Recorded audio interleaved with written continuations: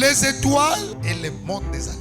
Nous avons dans la nature deux types d'étoiles. La première étoile, c'est celle qui est physique, qui a été créée dans Genèse chapitre 1er. Dieu, quand il créa le monde, la Bible déclare qu'il créa le luminaire. Il le plaça en haut pour régulariser le jour et la nuit et régulariser les saisons. Mais la seconde type d'étoile, c'est une étoile spirituelle qui n'est pas visible physiquement, mais elle est visible sur le plan spirituel. C'est ce que Dieu dit à Abraham. Il lui dit, regarde vers le ciel. Si tu peux compter les étoiles, Dieu lui dit, quelle sera ta postérité. Donc dans la pensée de Dieu, sur le plan spirituel, la postérité d'Abraham devait être semblable aux étoiles. Regardez-moi tous. Chaque être humain qui naît sur la terre est une étoile qui vient de naître. Et chaque être humain qui s'en va ou qui meurt est une étoile qui s'éteint.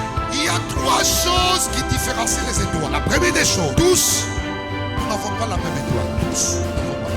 Même lorsque nous prierons prophète et que nous générons, la bénédiction à Dieu, tous, nous ne serons pas bénis de la même étoile. Sur la terre ici, il y aura toujours les gens plus élevés que les autres. Bonzambe à cause de biso nyonso te akomisa biso ba patron.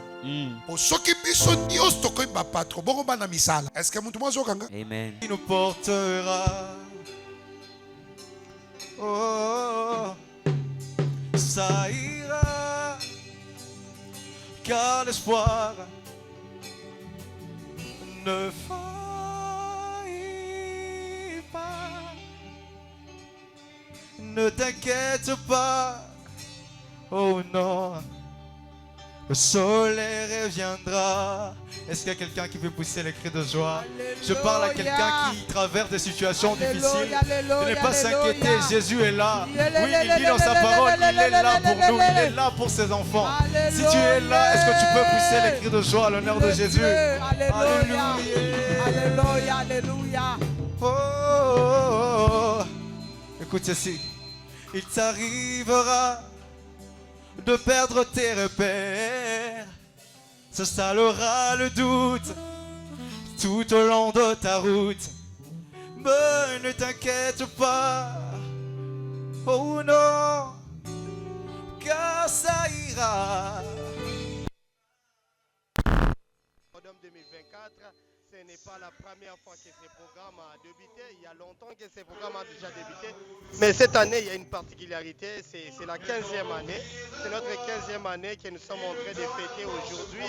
C'est parce que là, nous avons comme orateur aujourd'hui le pasteur Salomon Luzolo de l'église Sion du Congo central. Voilà, aujourd'hui nous avons le pasteur Luzolo du Congo central, mais nous allons faire un petit rétro, comme l'a si bien dit notre papa Glodis. Codem se passe chaque année et l'année passée, nous avons eu comme thème les impératifs autour des étoiles, avec Codem 2023 qui a préparé le 15 ans de l'église mission d'intercession Christ de Vainqueur et qui a préparé ce Codem qui a pour thème les étoiles et le monde des alliances. Alors 15 ans, ça s'est fait, n'est-ce pas papa? Oui maman, 15 ans ça s'est fait, 15 ans ça s'est fait et puis le 15 ans ici, on nous a apporté, comme maman venait de dire, les étoiles et le monde des alliances qui va bénir beaucoup de gens, qui va nous suivre.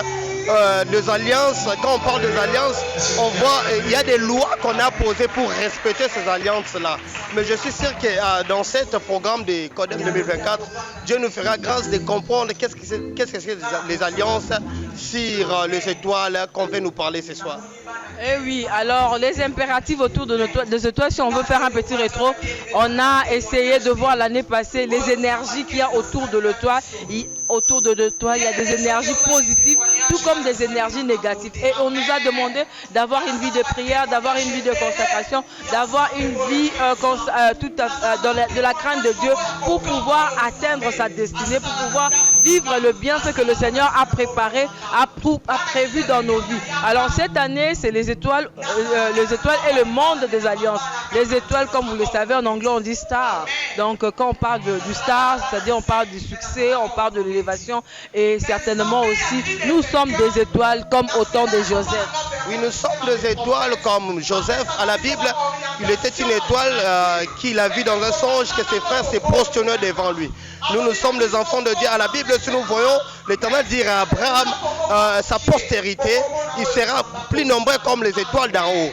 Donc cela veut dire, étant qu'enfants de Dieu, nous sommes des étoiles nous sommes appelés à briller. Mais tandis qu'il y a des gens autour de nous aussi qui ne veulent pas que nous puissions briller. Il y a des alliances qui nous empêchent réellement de briller dans nos temps réels. Et dans ces programmes, nous aurons comme mission de dire à un enfant de Dieu, tu es une étoile malgré les alliances, malgré tout, tu es appelé à briller.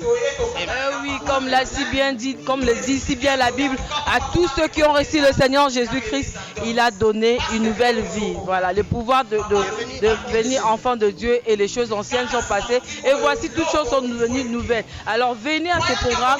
Nous sommes mission d'intercession Cri des vainqueurs. Nous sommes sur Avenue Bicor au numéro 6, dans la commune de Ngaliema, non loin du boutique du quartier, ou bien si vous êtes sur la route de Matadi 1, vous pouvez avoir comme référence l'école Le Chandelier. Alors nous vous invitons à ces programmes parce que vous savez, dans Codem, c'est un moment fort d'enseignement. On découvre des choses que le diable ne veut pas que nous puissions savoir, et à Codem, on prend le temps de prier et de rentrer à sa destinée. Parce que comme l'a si bien dit Papa Glodis, les étoiles brillent dans le ciel, mais il y a aussi des étoiles qui brillent plus fort que les autres. Aussi, il y a des étoiles qui brillent moins fort parce qu'il y a des obstacles qui les empêchent. Et ces obstacles sont certainement ces alliances que nous contractons de fois avec le monde ou avec le diable. Voilà pourquoi nous vous invitons. Venez bien aimés, venez, c'est déjà aujourd'hui. Ça n'a pas encore commencé totalement, mais nous sommes dans la louange et bientôt la prédication va commencer. Nous vous invitons, vous n'êtes pas en retard, venez nombreux, participez à ce programme sur Avenue Bicor au numéro 6 dans la commune de Ngaliema, ou alors suivez-nous sur notre page Facebook, Prophète Verlin Moussema. Oui, comme maman venait de le dire, suivez-nous massivement sur notre page Facebook par Prophète Verlin Moussema. Si vous n'êtes pas en possibilité d'arriver ici ce soir, invitez même les amis les plus proches de se connecter pour nous suivre dans ces beaux moments, des forts moments de prière, de délivrance, à qui Dieu veut entendre la vie d'une personne, même par distance, pour bénir sa vie, pour faire briller son étoile, même si ton étoile était éteinte. Je suis convaincu que dans ces programmes, ton étoile va encore briller et encore briller très fort. Oui, parce que vous savez, notre Dieu veut que nous puissions vivre la vie en abondance et il dit, c'est sa bénédiction qui a réussi et ne se fait suivre d'aucun chagrin. Alors, vous avez contracté des alliances par de décrets, vous avez signé des contrats, vous avez fait de pactes avec certaines personnes, avec certains organismes. Nous vous invitons à venir nombreux, assister à ce programme. Nous vous invitons à venir rencontrer Jésus-Christ qui délivre, qui restitue. Il est le rémunérateur de Brest, il est le rémunérateur de ceux qui le cherchent. Donc si vous venez chercher l'Éternel dans le Cri des vainqueurs, la grande famille Cri des vainqueurs, je suis sûr qu'avec le 15 ans, avec la maturité de cette église, l'Éternel va vous bénir massivement. Et aujourd'hui, nous avons comme orateur le pasteur Luzolo Salomon. Le prophète, le pasteur Luzolo Salomon qui nous vient du Congo central de l'église Sion. Et ça sera une bénédiction pour plusieurs personnes ce soir. Ça sera une bénédiction pour toi qui nous suis en ligne. Ça sera une bénédiction pour toi qui a la possibilité de nous joindre encore ce soir.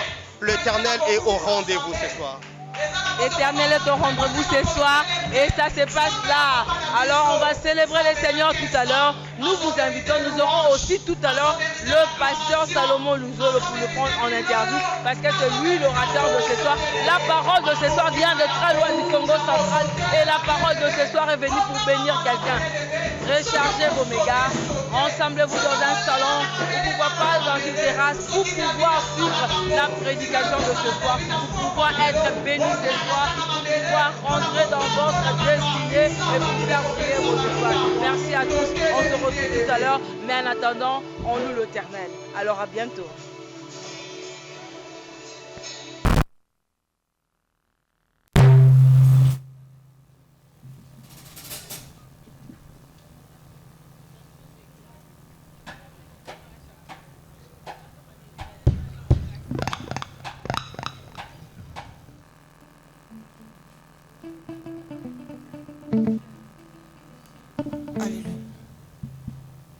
qu'on peut acclamer le roi des rois?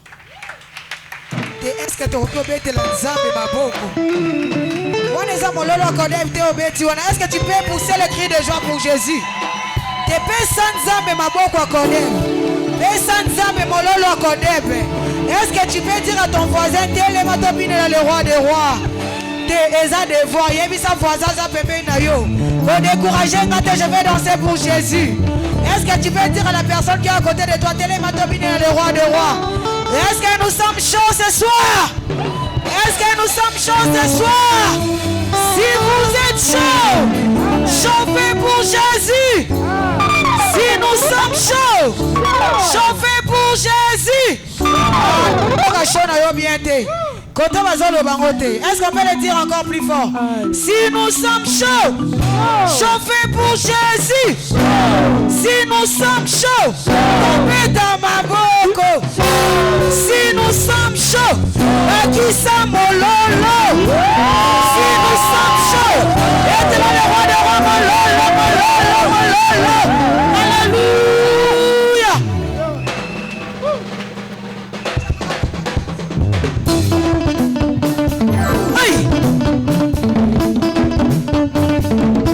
Est-ce que tu peux danser pour le roi des rois?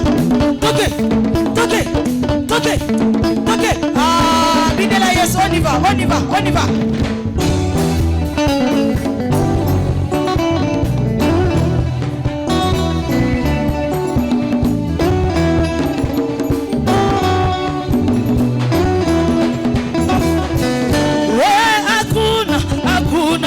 Mungu kama wewe Baba, hakuna Mungu kama wewe Baba, hakuna mwingine kama wewe Baba, hakuna Mungu kama wewe Baba, hakuna mwingine kimbilio langu wewe, hakuna Mungu kama wewe Baba, hakuna mwingine Baba wa wajane, hakuna Mungu kama wewe Baba.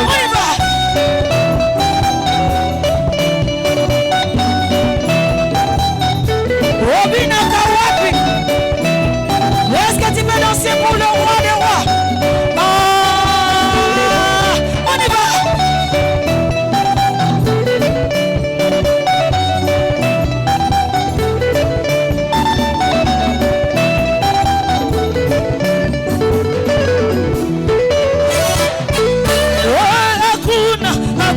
Hakuna Mungu kama wewe Baba, hakuna Mungu kama wewe Baba, hakuna mwingine kama wewe Baba, hakuna Mungu kama wewe Baba, hakuna mwingine kimbilio langu wewe, hakuna Mungu kama wewe Baba, hakuna mwingine Baba wa wajane, hakuna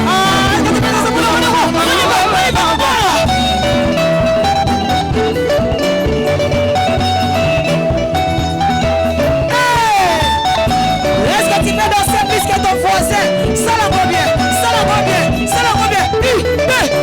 On y va.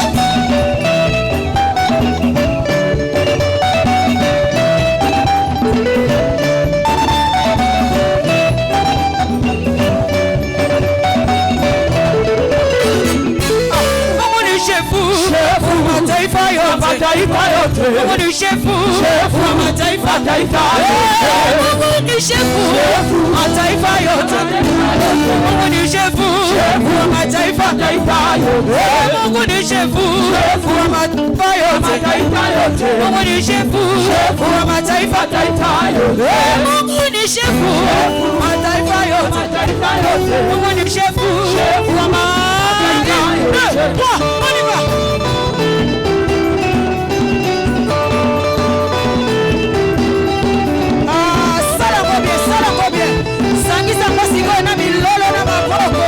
Est-ce que tu peux pousser le cri de joie pour Jésus? Sangisa, Sangisa, Sangisa, Sangisa, mon ami Lolo na mago. Piko mikono. Bonga manan, bonga ma pometa maboko bien. Est-ce que tu peux dire à ton voisin que na bête la dièse sur maboko? Yoga, yoga, yoga. Piko mikono. Piko mikono, piko mikono.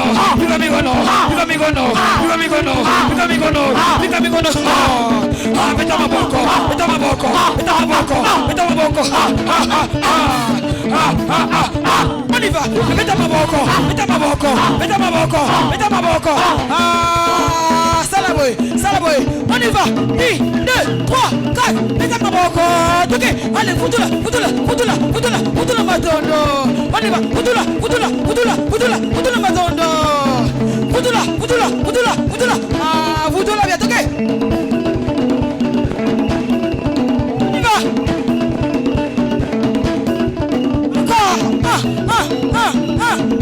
Aïe, foutez-la, ok. Foutez-la matondo. Foutez-la. Pique mikono. Pique mikono.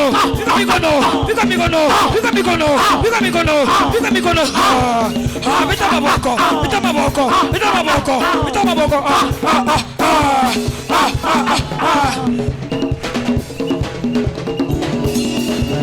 Alitenda mambo makubwa, wana bandu hawatelewe tenda. On y va.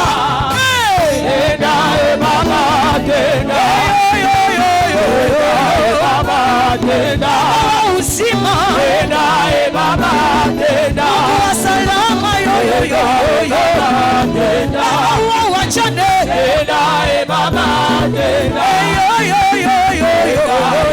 Mungu wa uzima. Mungu wa salama yo. Alitenda mambo makubwa, shetani washikuelewe tena. Betela Yesu mololo.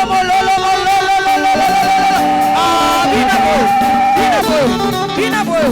1, 2, 3, on y va.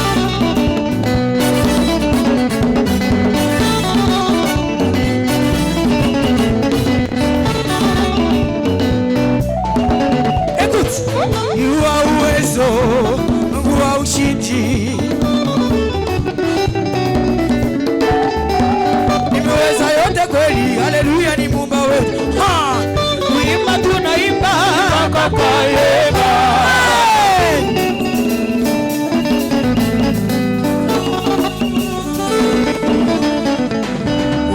Watoto una sana kwa yeba.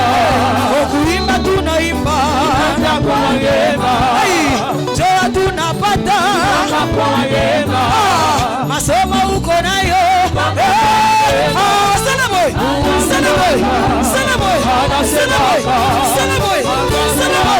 Salaboy. Wanengiwenda anajiboka. Nimeweza yote. Anasema anajiboka. Nimeweza yote. Anasema anajiboka. Nimeweza yote.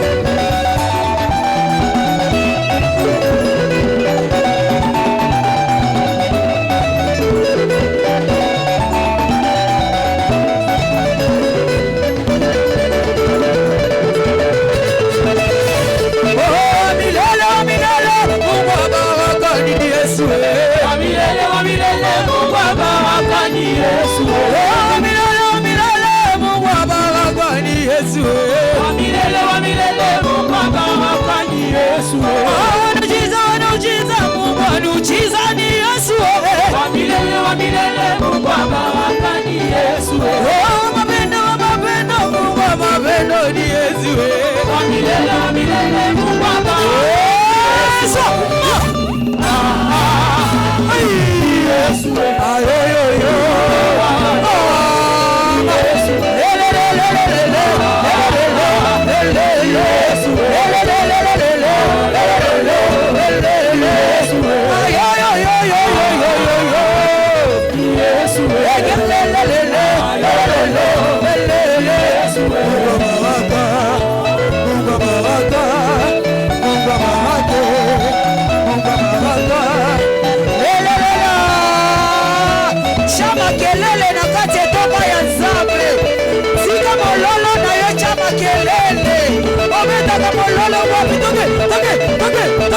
Wapi mololo kodebe? Wapi maboko kodebe?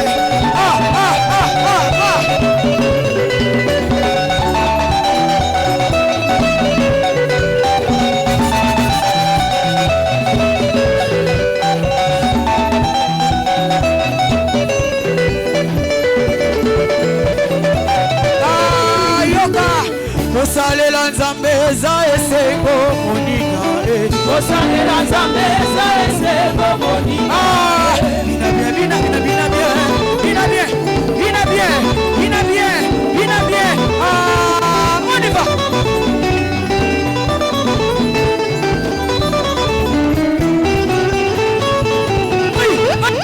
Osalela nzambe za esengo moninga Osalela nzambe za esengo moninga Osalela nzambe za esengo moninga Osalela nzambe za esengo Ayoka okopesa Yesu milolo eza esengo moninga Osalela nzambe za esengo Ayoka okopesa Yesu maboko eza esengo moninga Osalela nzambe za esengo Yebisa ye otika mpe masumu eza esengo moninga Osalela nzambe za esengo okosalela nzambe eza esengo moninga Osalela nzambe za esengo otala ndenge nakoma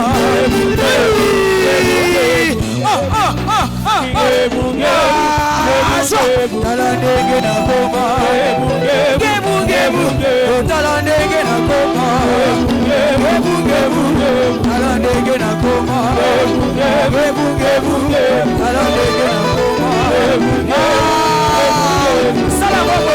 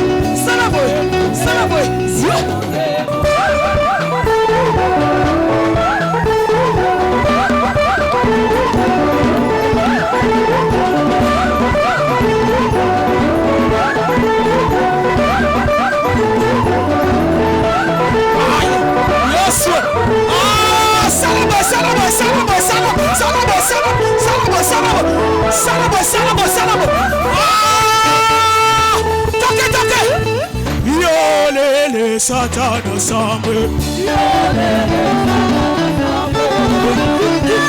Satan ensemble.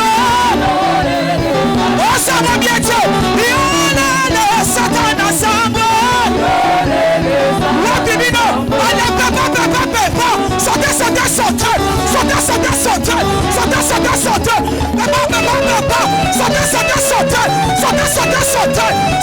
Allez, sautez.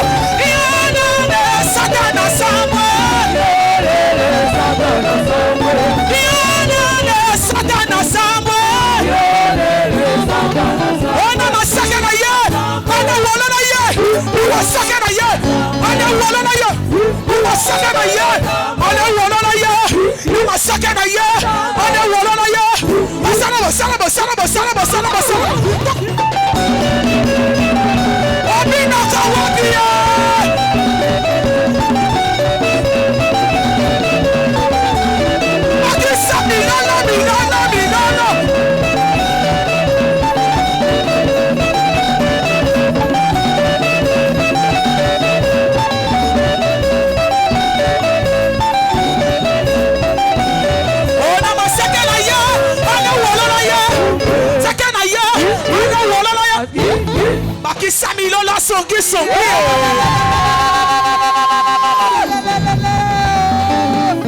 Amen, amen, amen. Nzambe azwa lokumu. Nzambe atongwami. Nzambe azwi louange. Yabana ya 15 ans.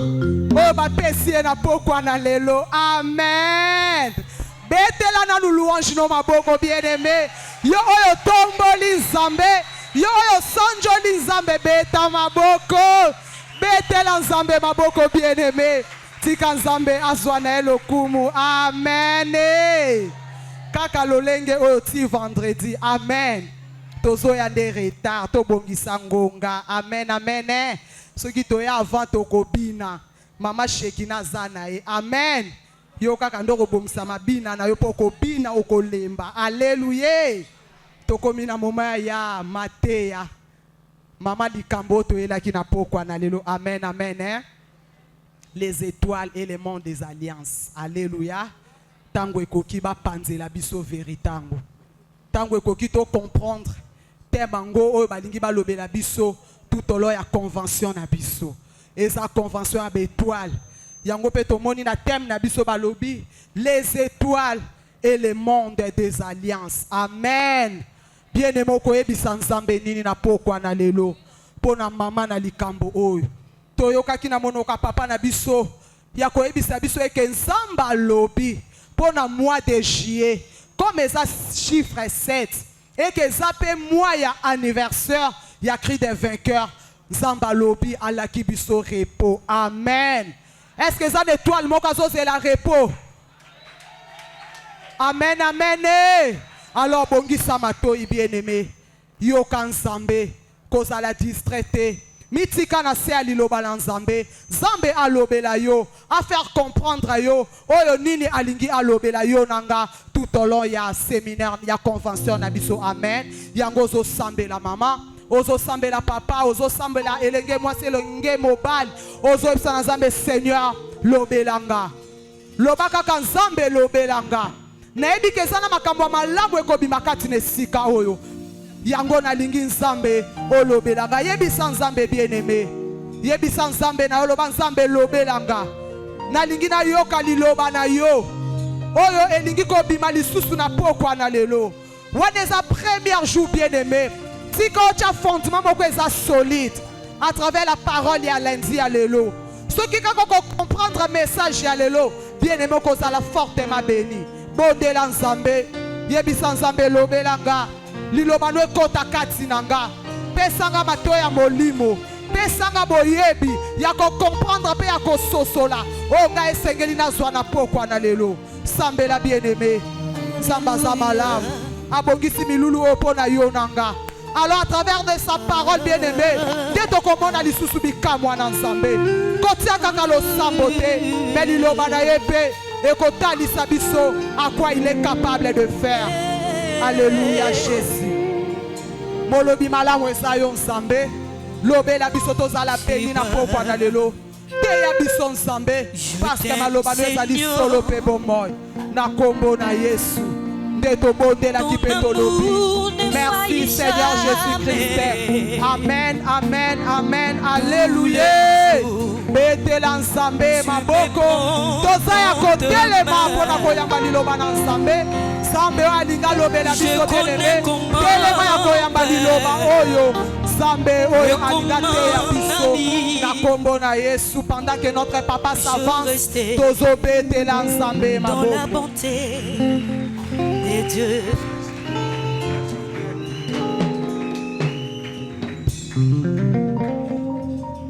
Amen. Naotala pena soza na esengo. Mutu ana esengo nelongine monanaka. Tu peux danser mais sans être joyeux au sumuka parce que la Bible dit réjouissez-vous dans le Seigneur. La joie est un ordre que le Seigneur nous a donné. Amen.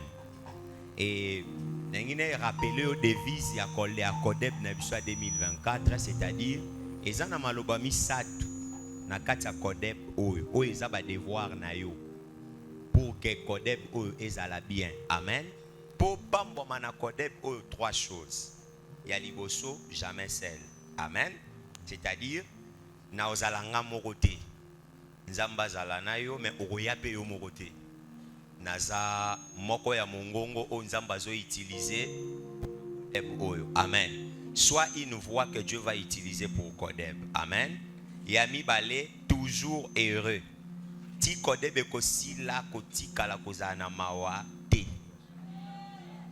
Yami sat sortir plein. Amen. Nakobi mapolele te. Naroya vite mais faut nazongana quelque chose. Amen. Voilà. Je vais pas trop te prendre du temps. Nengi ko introduit motei na biso ya pokwa lelo ya mukola liboso et d'ailleurs ça va t'étonner. Mendeni ni premier jour ezaka pam tabanda katelelo, le Seigneur décide que ça soit autrement. Amen. Et nzamba na ba surprise a bongisela biso na Kodeb o lelo ngam tuna bandate et motei na biso ya pokwa lelo a uteli biso na Congo central, particulièrement na mboka oyo bengi Mbanza-Ngungu. Amen. Et bandeko oyo tozwaki libakwa ko déplacer na bango ensemble tina Mbanza-Ngungu ezalaki epai ya motei na biso ya pokwa lelo connecté nous tous arrivés na délégation tokendelaki Mbanza-Ngungu cri des vainqueurs autrefois et lelo nzambe andimi apambola biso et nanzela na ye. Amen. Que le Seigneur asala yo bolamu ebele na pokwa lelo na bondeli nzambe lola ezala polele po obika loboko nzambe. Amen. C'est un bon prédicateur. Bato nyonso bazana ngambo Mbanza-Ngungu to bayoka ye na bisike ebele bapambola nzambe. Amen. Je n'ai pas de commentaires au début à faire parce que si je fais des commentaires, na aussi lisoposa ya ozanango tika yomoko miyokela et ta soif trouvera au moins une satisfaction. Amen. Et na lingo bongisa maboko moko o eza digne na maboko. Ko tuti selanga mabaya te. Na ngo beta maboko o ekokani penza na maboko. Ta manière d'honorer la parole détermine ta bénédiction dans cette parole-là. La manière que tu honores la parole détermine comment la bénédiction va te bénir. Amen. Boyoka.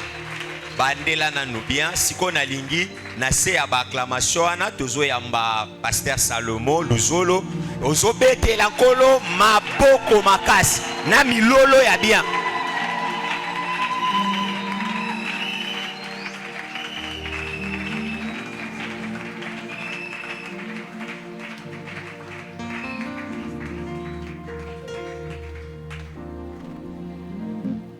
Gloire à Dieu. Je vous salue au nom de Jésus-Christ. Je vous salue au nom de Jésus-Christ. Quand les enfants de Dieu entendent le nom de Jésus, ils doivent célébrer plus fort. Je vous salue au nom de Jésus-Christ.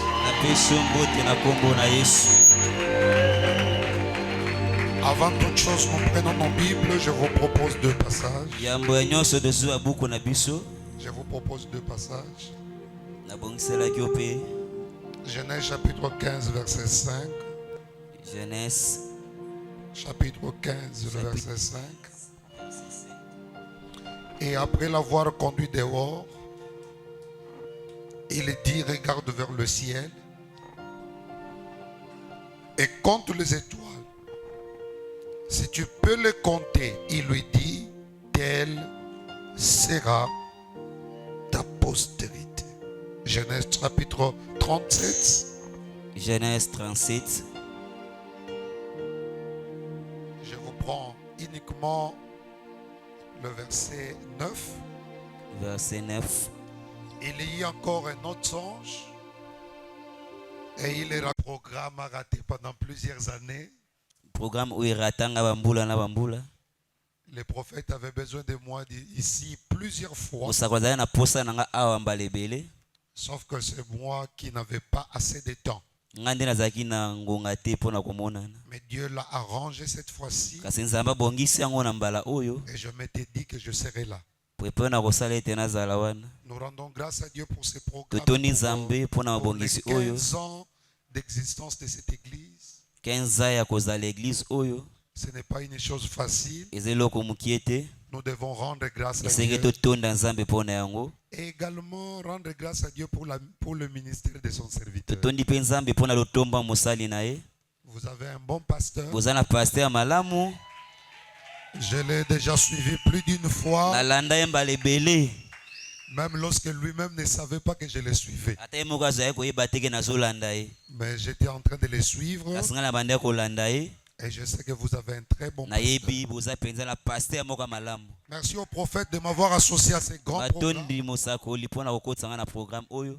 C'est une lourde responsabilité que d'introduire une si grande convention. eza mokumba munene ya kofungola milulu lokola oyo. Mais nous rendons grâce à Dieu qui nous comble en toutes choses. kasi totondi nzambe oyo akokisa biso na makambo nyonso. Que le Seigneur bénisse votre pasteur. nzambe apambola paster na bino. Qu'il bénisse cette église. apambola etonga. Quelques années. nazondima ete na mikolo ezo ya liboso. esengeli bomilengela mpo na makambo munene koleka oyo. Quand nous célébrons ces 15 ans, après 15 ans, préparons-nous à une explosion plus forte. na nsima ya 15 ans tomilengela mpo na makambo munene koleka oyo. Mais quand vous vous préparez à une explosion plus forte, préparez-vous aussi à des fausses accusations. ntango bozobongisa mpo na mama minene bozela mpe bafunda bino na makambo ebele. soki nzambe akomosala na kati na bato bamonaka nzambe te, bamonaka ta mosusu kisi, bamonaka mpe satana, mais bomibongisa po eza makambo ekoya. Yes. Que Dieu vous bénisse. nzambe apambola bino. Je suis en train de traîner parce que j'attends qu'on m'arrange mon micro. J'étais en train de traîner pour qu'on arrange le micro et qu'on parle un peu avec plus de force. Que le Seigneur vous bénisse. nzambe apambola bino. Regardez-moi tous. botalanga bino nyonso. Avant que je ne vous prêche sur les étoiles yambola te ya likolo ya minzoto. et sur le monde des alliances, mpe likolo ya mokili ya baalliance. j'aimerais dire à quelqu'un, ndenge nayebisa mutu moko. la seule chose qui te garantit que les promesses de Dieu vont s'accomplir dans ta vie, eloko moko ezondimiso ete bilaka ya nzambe ekokisama na bomoi na yo. c'est la vie que Dieu te donne. eza bomoi oyo azopesa yo. Parce que si tu n'es plus en vie, soki oza susu na bomoi te. même les promesses que tu avais ata bilaka nyonso oyaki na yango. n'auront plus de force. ezala so na makasi te. Parce que nous vivons. lokwa toza na bomoi. Voilà pourquoi nous espérons que demain pourra être meilleur yango qu'aujourd'hui. tozolika ete lobi kozala malamu koleka lelo. Parce que je vis. lokolo na naza na bomoi. Voilà pourquoi je crois que ce que Dieu m'a promis dans 5 ans, dans 10 ans, yango nazondima nzambe alakaki nga na 5 ans na 10 ans. ce sont des choses qui vont se réaliser. eza makambo ekokokisama. Moi, j'ai entendu des choses de la part de Dieu depuis 92. kaka makambo epa nzambe banda 92. Mais je suis en train de vivre l'accomplissement de ces choses il n'y a que 3 ans. na bandi kobika yango kaka 3 ans euti koleka awa. Pourquoi je suis en train de les vivre? mponi naza kobika yango. Parce que je suis en vie. mpo naza na bomoi nga moko. Quand tu ne connais pas la valeur de la vie, soki oyebi motu ya bomoi oza na yango te. tu vas la perdre. okobungisa yango. Rends grâce à Dieu en toutes yo tondaka circonstances nzambe na makambo nyonso. à cause de la vie qu'il mpo te na donne. bomoi oyo azopesa yo. Est-ce qu'il y a quelqu'un qui est vivant dans cette salle? eza na motu moko aza na bomoi na esika oyo. Quand vous dites un amen est plus fort que Dieu, soki oloba augmente le amen nombre de moko vos makasi, jours. nzambe abongisela olobi ya malamu. Abakisela yo mikolo koleka oza nango. abakisa mikolo. Moto atelemi alobi amen koleka voisin na ye nzamba bakisela ye otelemi mikolo. ozoloba amen nzambe abakisela osu mikolo. Quand tu te tiens debout, tes jours aussi wana ozotelema mikolo na yo mpe vont se tenir debout. ekotelema mpe. Est-ce que tu peux tenir une offrande entre tes mains? okosimba libonzama na loboko na Nous yo. nous appelons ça l'offrande de souffle. tobenga yango libonza ya bomoi. Pour dire à Dieu merci pour la mpona vie. koyebisa nzambe matondi mpo na bomoi. Si je n'étais pas en vie, je ne pourrais pas venir to ici. nazali na bomoi te nango ya kozala na esika oyo te. Teleme esika ozali tombola loboko no à droite likolo na offrande ya souffle. simba ofrandi na yo tombolango likolo na loboko Nayebi mobali. nombre na yango te me telema nayebi te pe eza kombia me oza ya kotelema likolo na libonza na yo. sambela na ngai ensemble. ozobondela nango elongo. Loba nkolo Yesu. kolo yesu. Oyo eza expression oyo eza expression ya reconnaissance na ngai ya reconnaissance na ngai epai na yo epai na yo mpo bombi ngai obombi ngai à cause ya bosantu na a ngate cause ya bosantu na nga te eza à cause ya bolingo na eza yo cause ya bolingo na yo na yeli offrande nayeli ofrande pona oyo koloba na yo merci mpona koloba na yo merci pe kolaka yo mpe kolaka yo soko batelinga lisusu soki obateli nga lisusu nakoyaka ntango nyonso nakoyaka ntango nyonso kotondaka kombo na yo otondaka kombo na yo offrande oyo ofrande oyo esombelanga bakisi esombelanga bakisi esombelanga baaccident esombelanga bakisida esombelanga liwa bato bazokandelanga bato bandaki kokandela mpo na kufa na maboko ya banguna te kufa na maboko ya banguna te offrande oyo ofrande oyo ezala tombo ezala tombo mpo na baadversaire ya vi na mpona nga baadversaire ya vi na ngai ndenge nazodepose yango nazodepose yango ndenge bango mpe bakokundama ndenge bango mpe bakokundama adeklare elonga adeklare longa au nom de de Jésus-Christ. Jésus. Amen. Amen. Viens le faire par la foi. N'habite panier ni naza habitué, mais c'est pas grave. Pusana na kundima yaka kutsa. Tozo déposer offrande na biso ya souffle pendant que lobana nzambe. Bonza ya souffle pendant ko yebisa nzambe matondi. Merci. Matondi. Merci. Matondi. Merci. Matondi. Yebisa nzambe merci pona mobali no merci pona bana yo. Matondi pona mobali pona. Otambolaki okomaki awa te po motara malamu tamemaki yo te. Otamboli okomi apo nzambe talingaki yango. Amen. Omataki avion te po aviateur azalaki ya malamu nde okomaki. Okomi po nzambe mutalingaki yango. Amen. Ozo vivre ta koza biloko yo liaka. O bato mingi balea malamu koleka yo. Yes. Serke yambi bango. Oza mbonu santé te po kendeki traitement na poto. Bato mingi bake poto bazongi na baserke. Na serke. Akendelaki na kiti ya bato nyonso bazongeli na coffre. Oyo nzamba ndenge ni apesaka biso pe makaka boye. Yes. Pe makaka boye. Tata moko ya mubange batie na hôpital batie na bonbon. Bon bayebisi que bonbon par jour pour na hazard na respiration artificielle wana il faut foutre $100.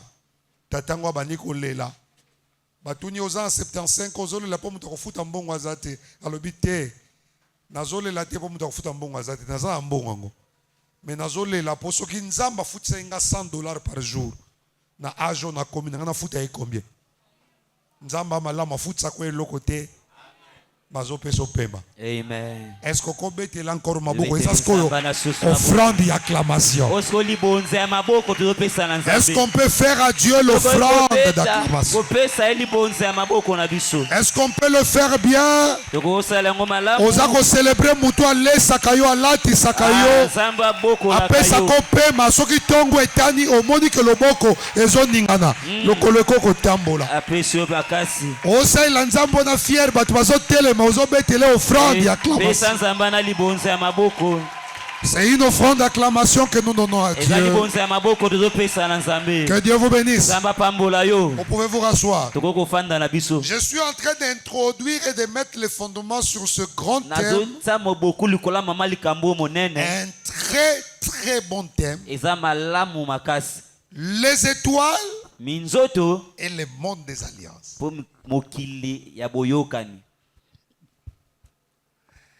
Nous avons dans la nature deux types d'étoiles. La première étoile, c'est celle qui est physique, qui a été créée dans Genèse chapitre 1er.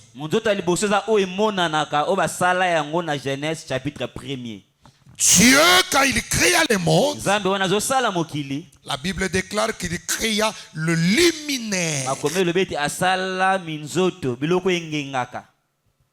Et il le plaça en haut pour régulariser le jour et la nuit. Et régulariser les saisons.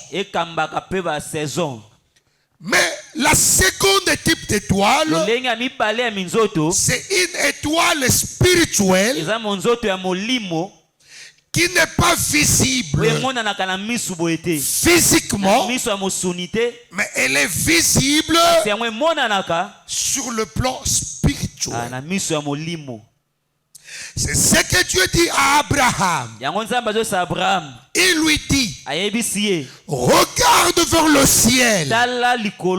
Si tu peux compter les étoiles, Dieu lui dit, telle sera ta postérité. Donc dans la pensée de Dieu, sur le plan spirituel, la postérité d'Abraham devait être semblable aux étoiles. Regardez-moi tous. Chaque être humain qui naît sur la terre est une étoile qui vient de naître. Et chaque être humain qui s'en va ou qui meurt, c'est une étoile qui s'éteint. Sachez-le que tu es une étoile de par ta naissance. Et quand on t'appelle étoile, c'est-à-dire tu as été placé dans le lieu le plus élevé. Même lorsque tu marches sur la terre, mais parce que je suis une étoile, je suis placé dans les hauteurs. Et parce que je suis dans les hauteurs, ce qui fait que j'ai ce qu'on appelle la visibilité.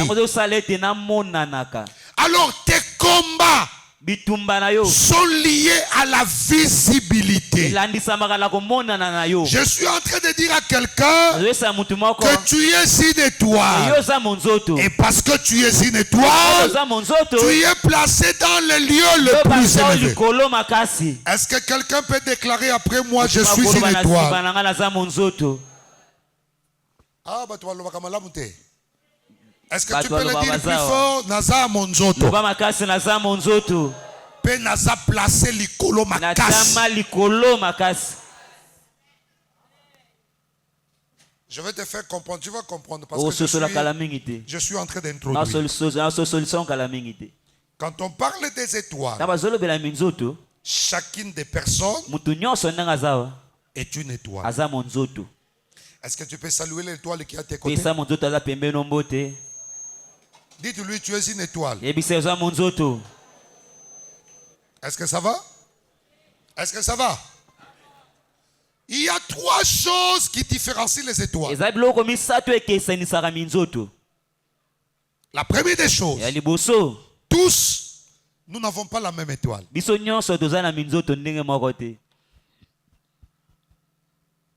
Tous, nous n'avons pas la même étoile. Même lorsque nous prierons prophètes et que nous générons, demandant la bénédiction à Dieu, tous, nous ne serons pas bénis de la même manière. Sur la terre ici, il y aura toujours les gens plus élevés que les autres. Pour Nzambe, à cause de biso nyonso te, à cause de biso ba patron. Pour ceux qui biso nyonso ko ba patron, bongo ba na misala. Est-ce que mutu mwazo kanga? Amen. Nazolinga lokwa naza ko introduire o comprendre makambo nga loba na yo. Ndenge to fandi boy, biso nyonso toza ba étoile. Mais étoile na biso eza ndenge moko te.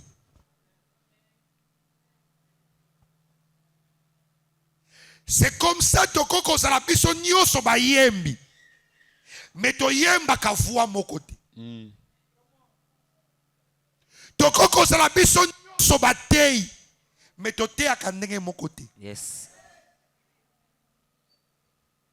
Pasteur, j'ai été scandalisé à Lubumbashi. Il y a un pasteur qui m'a appelé. Bande ko continue l'église na ye 15h au tali batu. Wanna start it. Wanna start plein. Tatango ayebi koloba français te. Ayebi ka Swahili. Lingala ya mabaku. Kote ya etengama. Sko nazo bitu na mutema. Bato yo nyonso ba yawa. ba licencié, ba magistrat, ba docteur, bazolanda nini epatato. Nenga moko na mi pesi réponse. Na mi lobeli mutu na mutu. Asa na étoile na. Yeah. Est-ce que quoi encourager ngai na kolobaka amen koleka voisin? Amen koleka osoloba wana. Maintenant, comme l'homme est méchant, il ne supporte pas cette différence.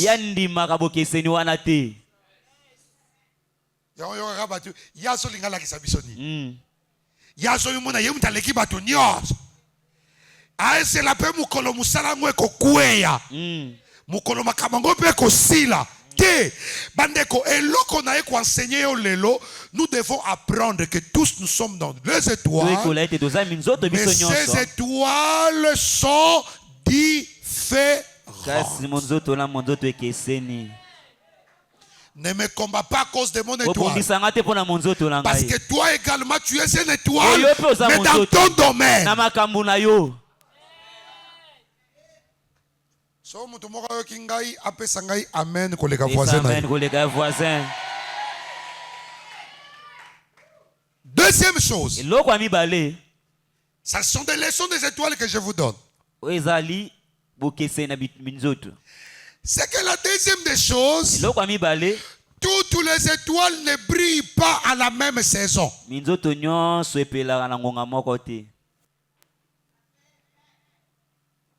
Dites-le à votre voisin, toutes les étoiles ne brillent pas à la même saison.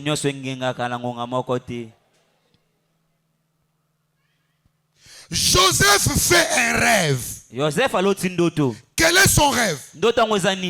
Il voit le soleil, la lune et 11 étoiles s'agenouillant devant de lui.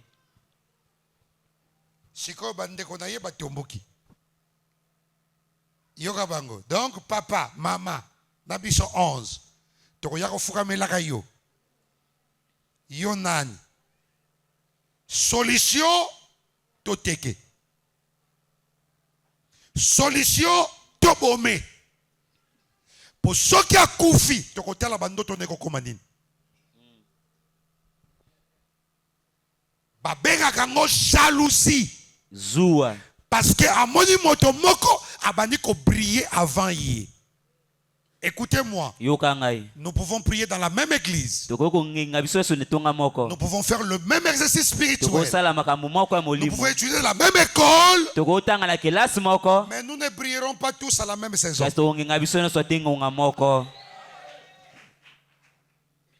Nazolinga so mutu comprendre nga vino ko changer mutema no et comme mutema malamu. Nous ne brillerons pas tous à la même saison. Et ça voisin saison na yo eza saison na ngai te ebisa ye. Siko ça mutema bongo, tu vas supporter. Pour mutu ya zui avant yo, azui eloko na yo te. Azui ayote. Moto abongi avant yo, abongi pe na place na yo te. Abongi na place na yo te. Mais problème ezali eza tout. Tout. Nazoka bino te tour na. Tout. Est-ce que kolo bango makasi mandeko encourageant ngala te aka chaque jour.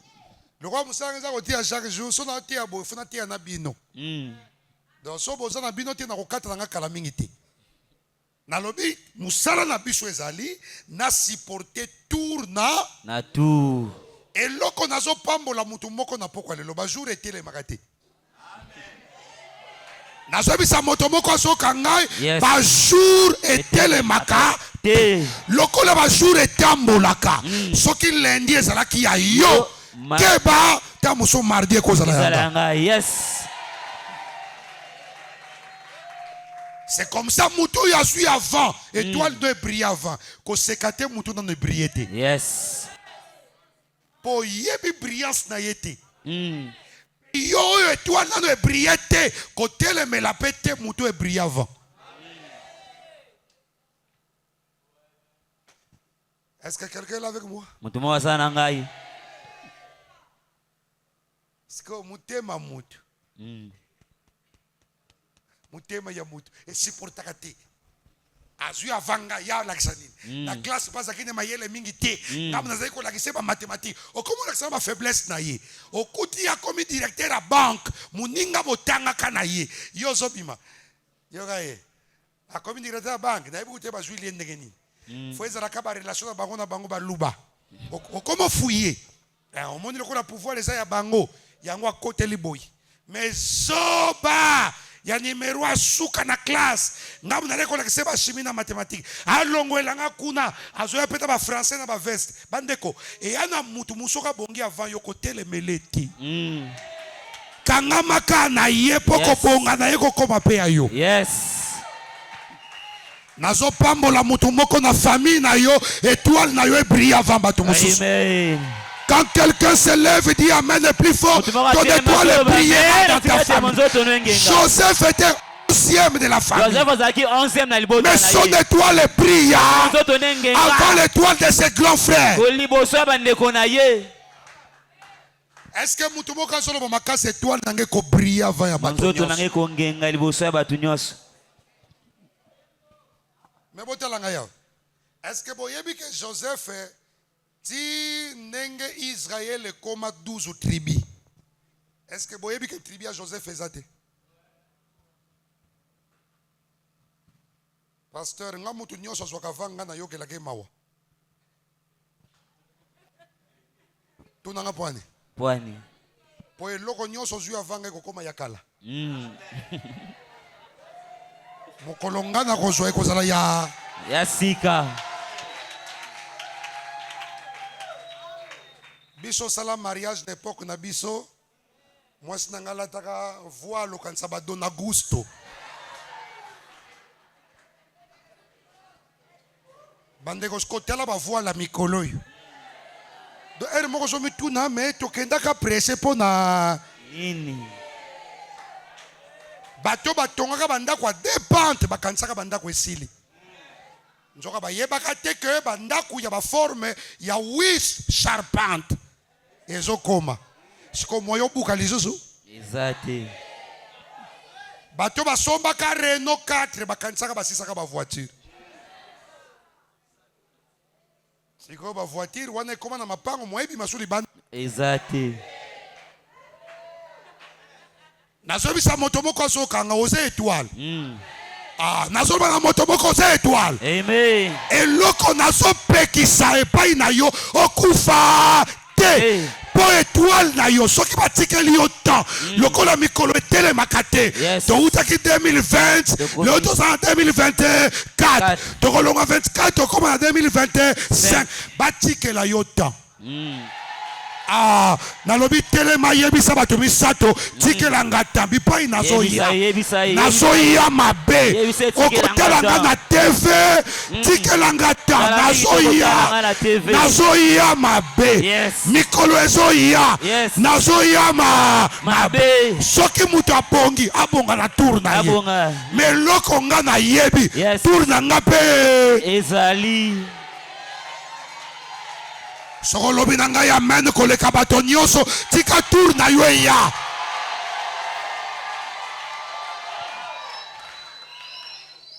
Nalobi tour na yo ya. Amen. Tour ya mutu moko ekoma. Siko tala bande kwa Joseph. Shida oya pesaka likanzi toteka ye. Eloko abosana ke yaza tribu ya royauté. Ayebaka te nzoka falaze la tour sikoti lelo na Israël royaume ajidere nyakati lelo Levi oyo paswaka mwandambo mbongo akoti na poche ayebaka te ke ye abengami na tribu ya sacerdoce ayebaka te. Ce que tu n'as pas encore vu oyo moni na noté. Cela ne dit pas que ça n'existe pas. Est-ce que vous demandez ça? Bokolo musuna mati avion. Tokoti Addis Abeba. Nakute nande komoko. Yogande kongo. Oh. Pasteur yo awa. Na ebisi yo awe lakisi nini? E lakisi ke batu amataka na avion bakitaka na bakiti nango. Soko mati avio tiki kititi. Et la kisine na tiki yango po mutu musa sani. Amata. Na biso za vice diété. Oui, ba to so kan sama ko ba vice diété donc ana signature bato ke yo. Okokota yo, okota te yo. Te vina ngai a déterminé na Nzambe. Mon problème à moi, je marche avec Dieu. Et j'attends tango nzamba lobate kosa. Na ebisi moto moko mikolo eso ya. Tango ngonga na yo ko beta. Biloko ezala ki ya passe ko komelo ya pété. Biloko ezala ki musika e ko yelo pembe. Ozala ko moda ke ça qui est impossible e ko komelo possible. Soki moto ngo eza yo loba amen ko le kabatonio. Parce que saison je suis venu prophétiser sur la vie de quelqu'un. Il y a une saison qui arrive. Une saison qui arrive. La troisième vérité est la dernière pour aujourd'hui. Avant que je ne parle du monde des alliances. Pour combiner les thèmes et vous laisser le temps de souffler. La troisième chose que vous devez retenir, c'est que ton étoile brillera par rapport à la disposition de ton cœur.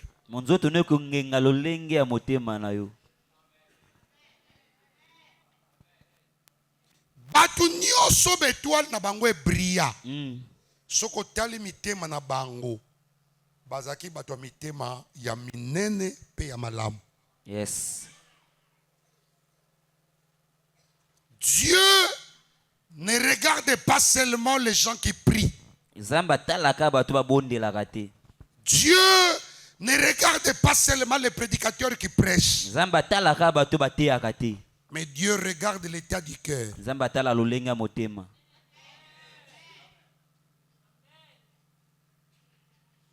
Regardez-moi Joseph.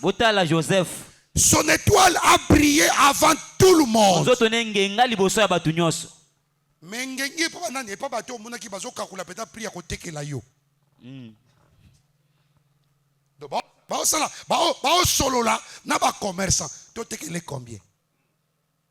Oh bocha biso $100 eleki mingi.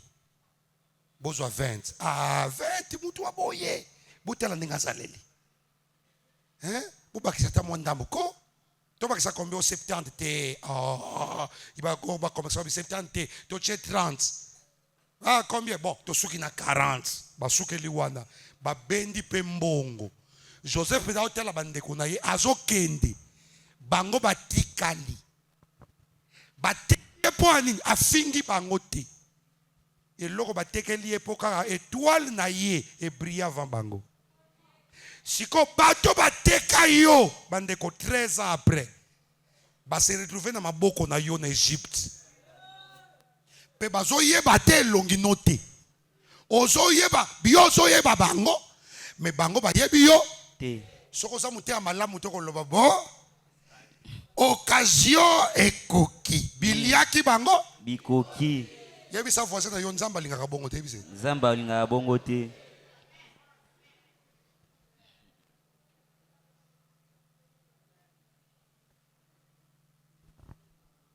Est-ce que Joseph a limbisa bango? Non, tu as mon est-ce que Joseph a limbisa bango? Na ebisi ne komoko ya mwasi. Vraiment, mobali wana akobonga te na vina ye, na tu akobongela te nini? Vraiment, mobali wana achenga zemi, asundoli ngai, abali ngate, akebala mo na ebisi mama. Bachaki yo zembi chela te, bolinga na kibino mibale. Ndeye paswa ki occasion ya kocha yo zemi. Kwa moni keza yote. Okobana ko lakela kai mabe mikolo nyonso. Ti mukolo ni. Souhaité bola mukota kei. Comment zo limiter vie na yo likolo individu moko.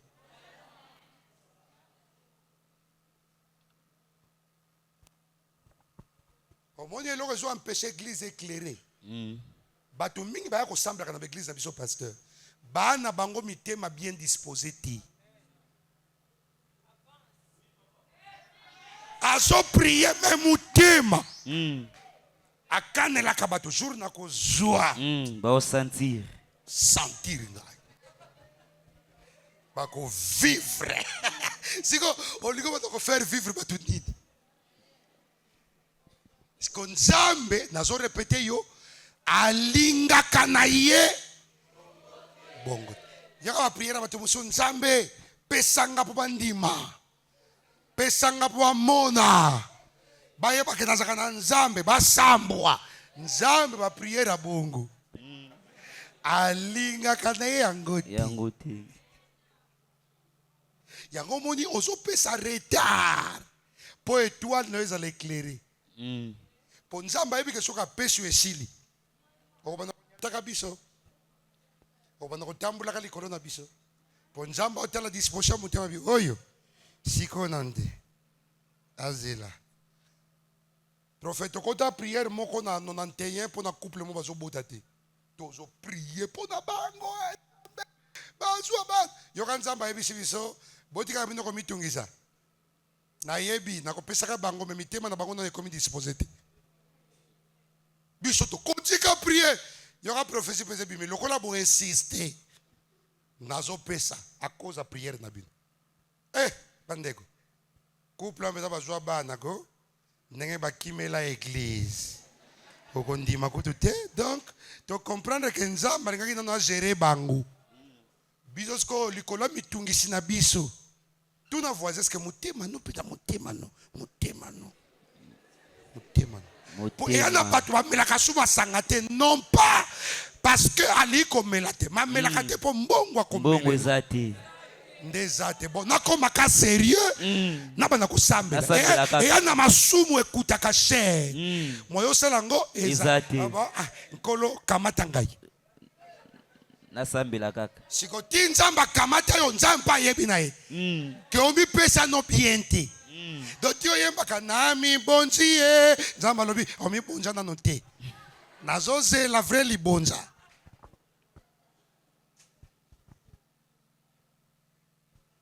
tokoyeba yo kobongola motema malamu jour tokomona jipe ya yo etelemi libanda kuna lupango mpenza etambola na mabele otelemisi yango mokoti priere mpo ozeli protocole alaki so place okofanda epo ofandi bazotia mpo ozoloba amen osilisi mpo olobi papa nafukami tyanga loboko nde tokoyeba bato mingi bafandi ati botala nga boye bolimbisa ngai naza mopaya me naloba ndenge nalobaka epa na nga bato mingi bafandi ya baza batente c'est-à-dire yango ezopesa biso retard ya évolution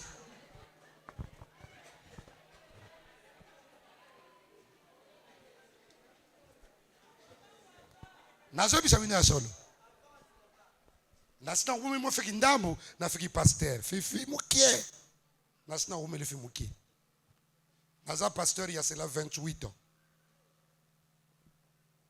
nasina ngumi le mo fi mokie na yebi ke bato mingi baozwa retard na église eta ya mitema akanaka bamomi me lokwa na larte alobaka jour bapromese ya nzambe kobanda baovivre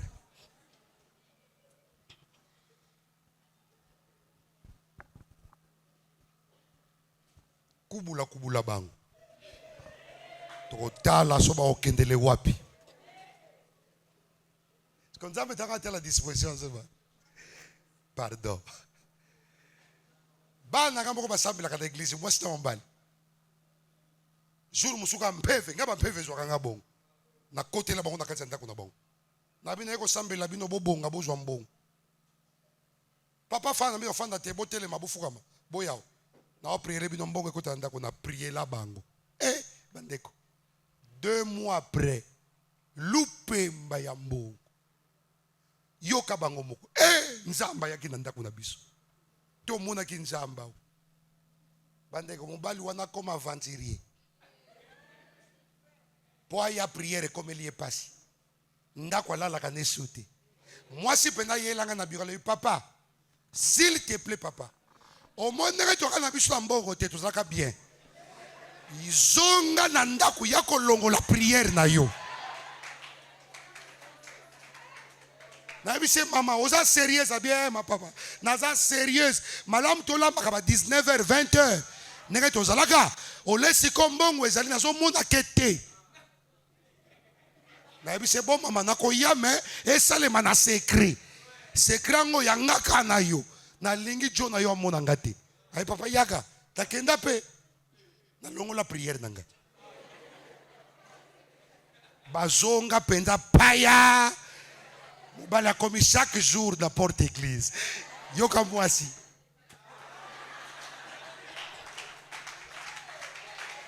Montre-moi à disposition du cœur, disposition du cœur. Disposition du cœur. Est-ce qu'on a une disposition du cœur? Loba bien, disposition du cœur. Loba bien, disposition du cœur.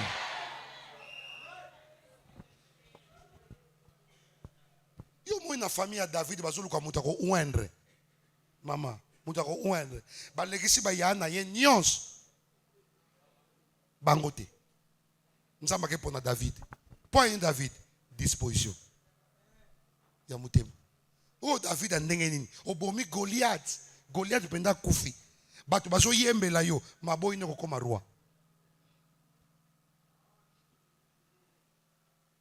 soki biso ba jeune kutu ya lelo legisi ka pateya lokwa bato bazo telema soka ba legisi ko tia après un moment donc bazo bloquer nga père azo banga ke borna nango nako picoler bato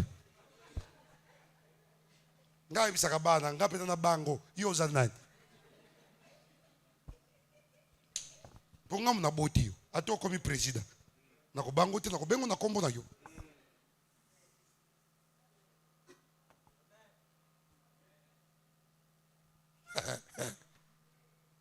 Andeko maka mutemo so na continuer ngo tokolala. Pour disposition du cœur, c'est ce qui détermine le temps et le moment où ton étoile va briller. Regardez, David a passé plusieurs années sans réclamer la royauté. Il a eu plusieurs occasions pour tuer Saoul. Il ne l'a pas fait. Parce que son cœur était bon. Tika Nzambe na pokwa lelo. A changé motema ya moto moko. Yes. Oyebisa Nzambe makanisi na ngana kanango yango te. Longo lango. Tozoka na bien? Yes. Moko na kina njili. Na televisi mutuka abisi mécanicien ça la mutuka. Yo apetanga mécanicien. Vieux. Mutuko eza yo toza chauffeur. Na ebisi eza yangai. Yo kai boko eza yo za no simple boy. Na ebisi falna za ndenge nini? Abina nga soki na zui kara boy. Bako yo kabiloko da bango. Comment une disposition? Tout na voisin mon collègue Joambongo comme ndingini. Tout na ye mon collègue Toroyoka sangozwa ki visa ya poto. Est-ce que tu peux me?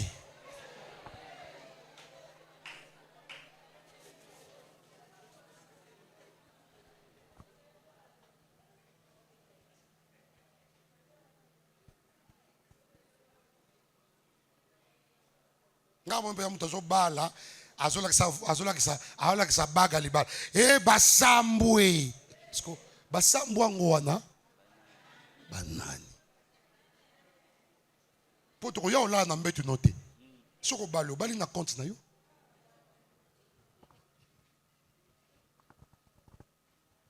bongisa mutema surtout soko sepelaka na lipambo lia batuté.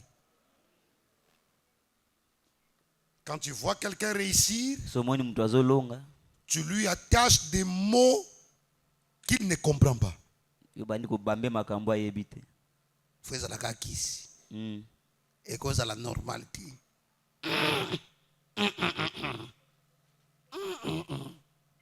Na mona ke clair mingiti. Ngaza yeko tia kalere nyosa ko chaka loboko na pose.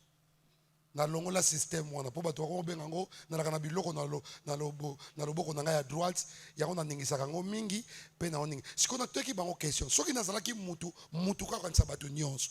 que na Yeshua kolia ya passe kotambula ya passe et que na tchaka loboko na poche bongo boloba pe bongwe. Ce que loko bomona ka kisi c'est que yo pour faire la kisi pour réussir. Mais ce que zo mona nzambe c'est que nzambe ko loba oh, il a un bon cœur. Na fungulela yepi. Que Dieu te donne un bon cœur. Tomba loboko na droite avant de continuer. Tomba loboko à mobile. Na tikali na 10 minutes avant de se lisango. Loba oh Dieu. Lobango plus fort. Oh Dieu. Oh Dieu. Crée à moi un cœur pur. Crée à moi un cœur pur. Est-ce qu'on le bango deuxième fois plus fort que ça? Oh Dieu. Oh Dieu. Crée à moi un cœur pur. Crée à moi un cœur pur. Est-ce qu'on le bango troisième fois plus fort que ça? Oh Dieu. Oh Dieu. Crée à moi un cœur pur. Crée à moi un cœur pur.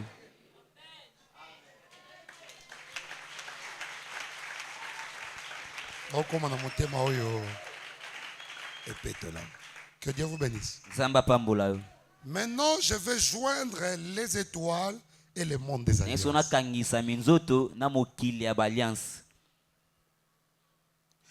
Les alliances existent sur la terre. Je vous parle de 3 types d'alliances qui existent. Qui lient ton étoile. La première alliance, c'est l'alliance avec le monde des ténèbres.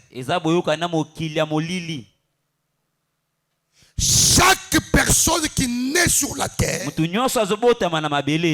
venue sur la terre par une famille. Ta famille, c'est comme un aéroport. Si le tarmac n'est pas bon, l'avion peut connaître les crashs. Regardez-moi tous. L'âge que tu as n'est pas correspondant à l'âge de ton sang. Si tu as 20 ans, ton sang peut dater de 200 ans. Tu es né d'une famille. Et cette famille-là a contracté des choses que tu connais ou que tu ne connais pas. Ça peut étouffer ton étoile.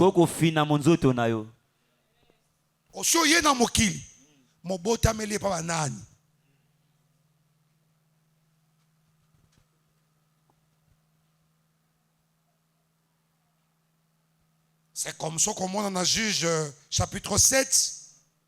Histoire, il y a Gédéon. L'Éternel l'appelle vaillant héros.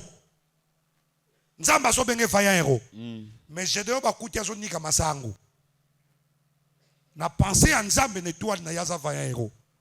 Mais na réalité boy, aza monika masango. Pour nini? Papa na ye atonga hôtel ya bal. O ezo empêcher étoile ya mwana. Et ça nini? Et briller.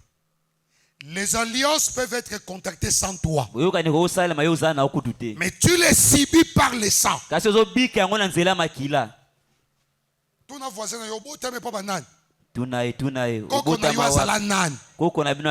c'est comme si ça qui ndumba na makila. Basa milangwa na makila. Na ebi pasteur moko soka koti ate ya bandeko. Fona tikele micro ate. Motei. Ayebi koteya azana église tela ka fumba église ekufa eloko nye kufisa église ya tira kasiri nyose bujaka donc basera mikie ba mama banani tireur d'élite mo musuta kutana na ebise mais qu'est-ce qui te fait ça alobi nanga pasteur sambelanga mingi koko na biso azalaka boyi. La tombo loboko likolo vina yo lelo na pokwa lelo neka to bandiao tika ba alliance ya mabe o ya famille na yo et koko étouffé toi na na lobi quoi ya et on de Jésus na kantsaki na lobi la église o eza vivante na lobi alliance nyoso ya mabe kaka nego zo ka so ya voix nanga na lobi quoi ya c'est comme ça ba to mingi ba botama na pauvreté. pauvreté à famille ezolanda bango. Elanda bango. Bato mingi o bapara na bango libala ekufaka. Yepe esprit wana elande. Pour alliance moko esalemaka. Pasteur, maman moko aye prière. Aye na bandeko na basi bandeko. Otali bandeko basi. Bato kitoko bazali nga na ndimaka mutu. Soki mutu aleki nga na ndimaka ye. Otali bana basi ya. Moko somba kuanga sambi loko kolia. Ozo lia kuanga koza beauté. Donc nzambe ko azwi la bango tempo na kosala bango. Donc litoi na place nango. Pour tout le monde, ça m'a tout inné, moi, mais où il y a bango peut fixé.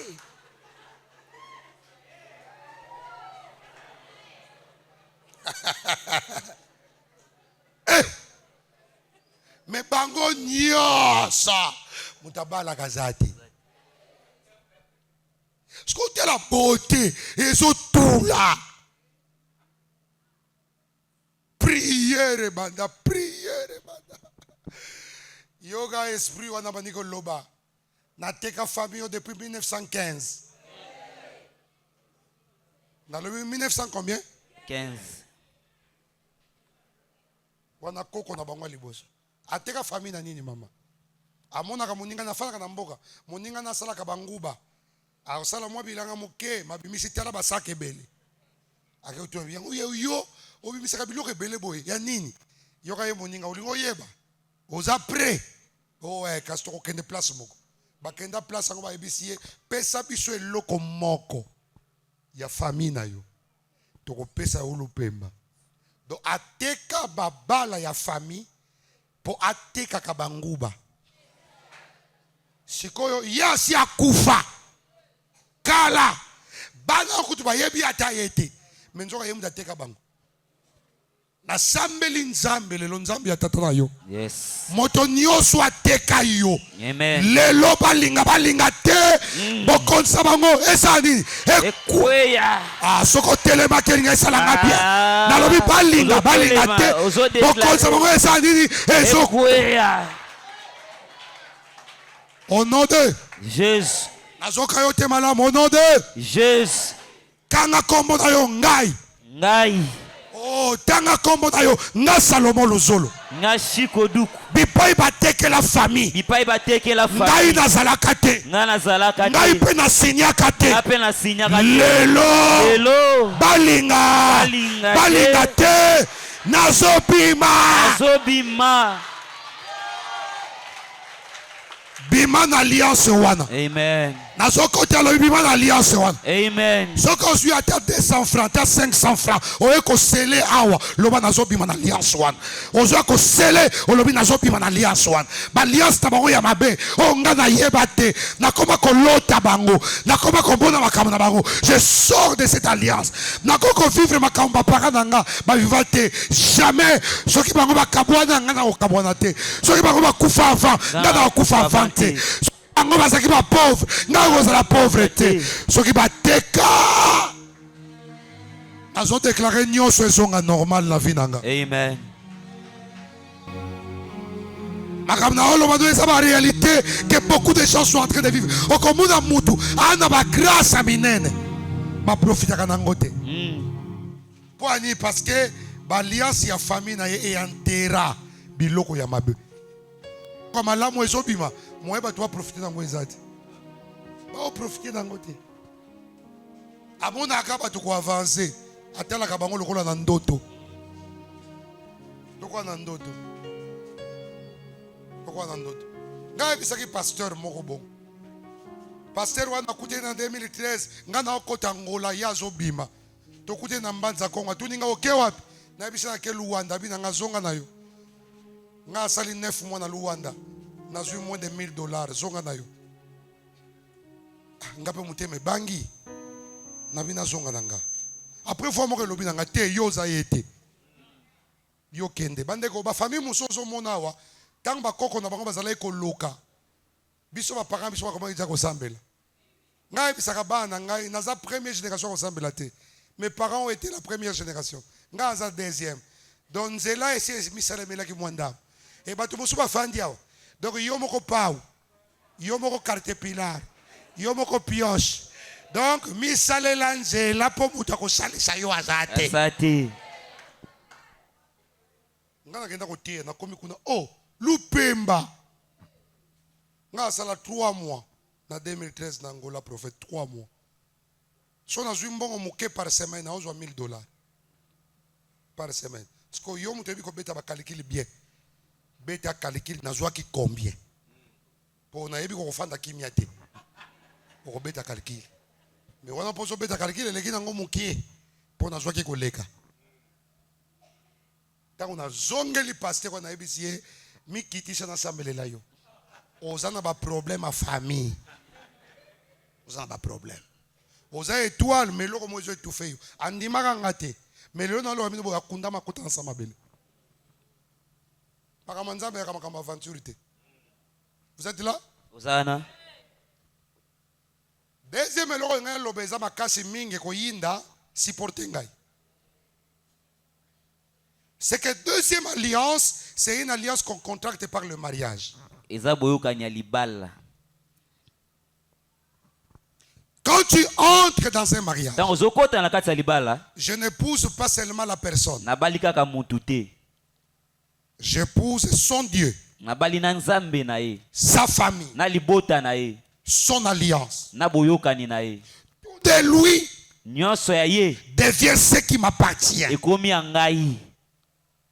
Nyos. C'est comme ça, batu mingi ba beba. Et l'autre baby, ça va nous alliance à mariage.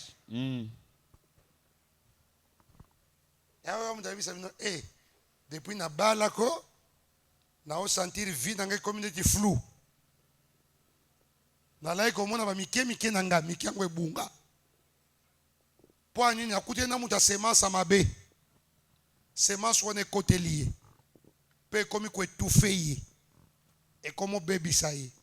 Mais ça bateau ba bala lo baga depuis na bala moi si to mo bali yo. Na mona vie na échange.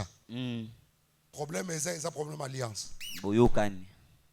Et l'autre boma Samson est un mariage. Ya mute boma. Et l'autre Joseph a boyaka et ça la mariage na moisi ya Pontifar. Pour y avoir quelque chose à côté de l'alliance.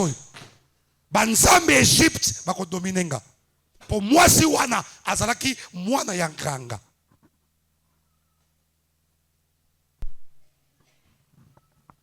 C'est comme ça Bible lobby. Bible mute lobby yango. Soki muta sangisi nzoto na mutu moko bakomi na ye loko moko. Est-ce qu'on a toutes nos questions de pour botama aux choses na banzoto boni.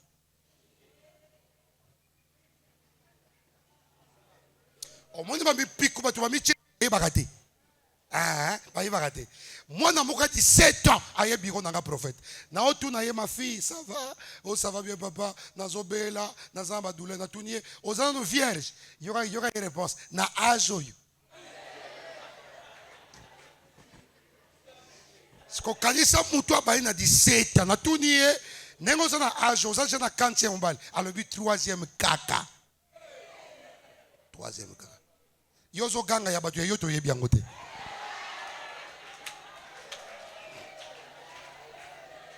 O sa la biso sambla ya ko ganga po mona ke yoza bien. Tika sambla.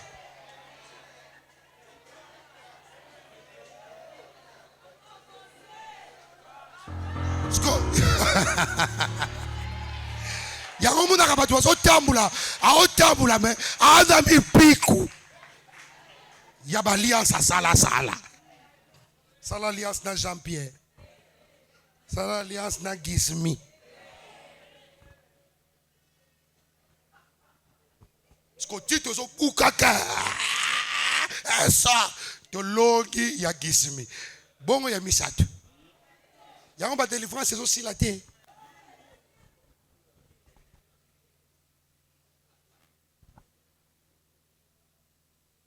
Oko seka. Mais makamna oloba na yo eza sérieux.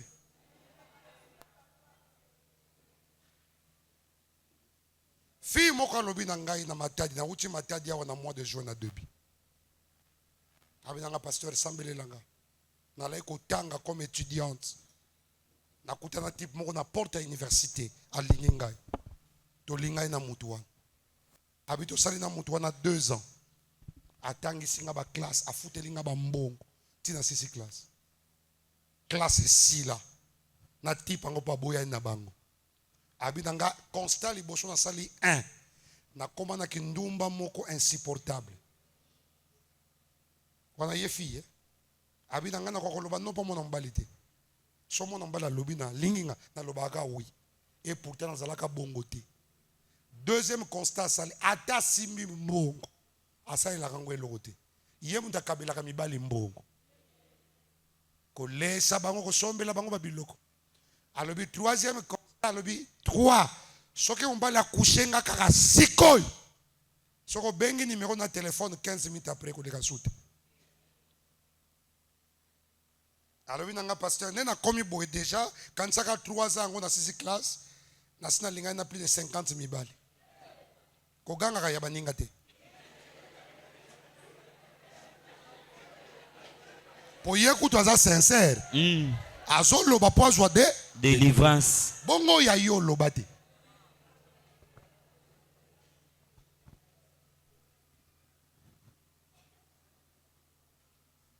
Na legi pas joie. Mais heure koki pasteur a pesa kinga. Yo ko lobana ngati avance papa. Ngabo na yebi avancer. Mais heure ba pesa kinga.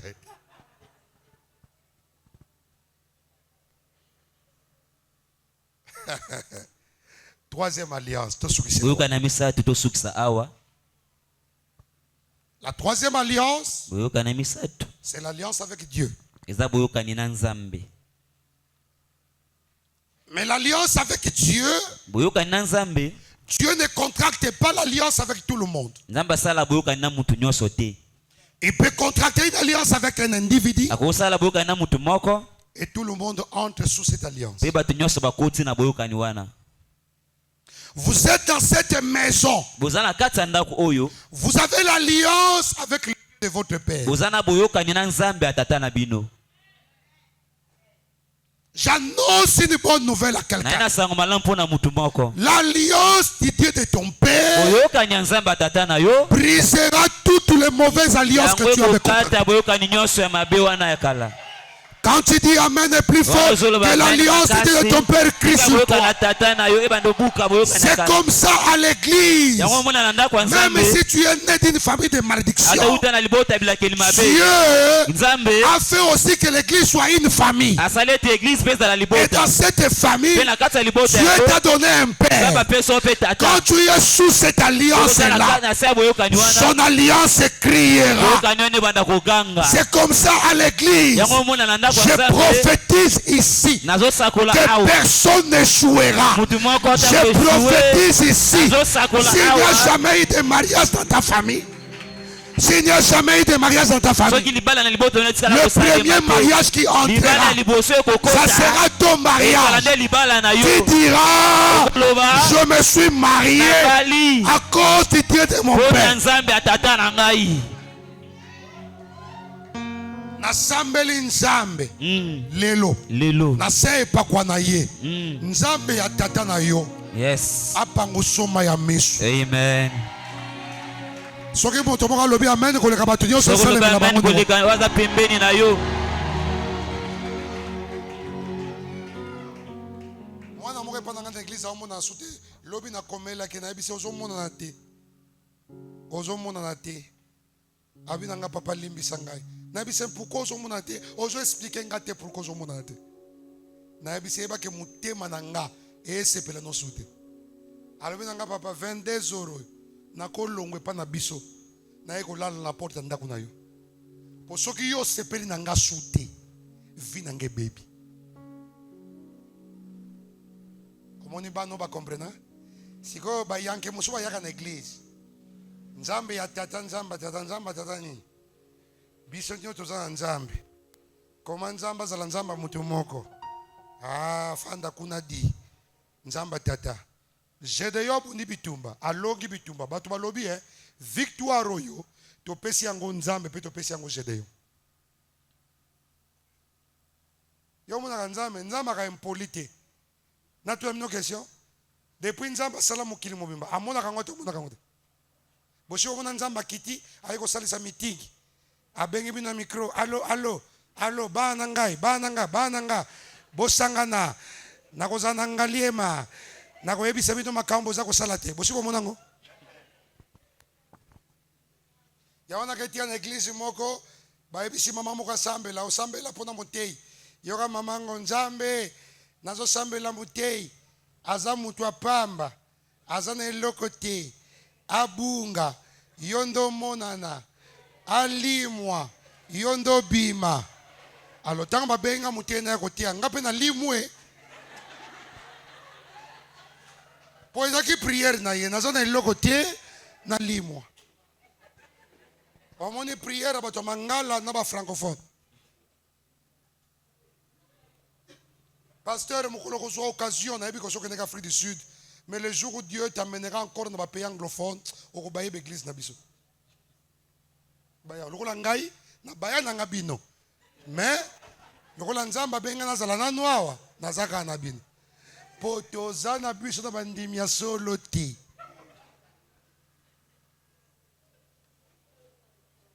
Banglophone, nzamba tata. Non, non, on a fort pour la bonté. Nzamba tata. Je compte sur le mentalité. Pour côté de l'outil de ma famille. Et ça, ma famille a bien la kelima. Baba la kana bangote. Le kola côté ngana uta. So nzamba la kisanga famille wana. Que yango fana na bota mela. Balinga bazanganga. Mais le kola nzamba la kisaka te. Osi omi yeli. Ndo komo constater que maman leki no yeyo. Tata mwasi ye. Bongo père na bino ye wona. Bongo ma. Sko o kusonga suwapi. Osi oyi. Do tina telemi yao. Et loko moko bongi singa. Kombo na ngweza alliance. Kombo na ngweza alliance. Frère, ngana ya na église na pantalon ma do folo ngai. Muna tebino ngai. Na lata pantalon moko 300. Na yebi ndenge basaka distance na classe T. Pour pantalon ngweza ki na 2 pays voisins.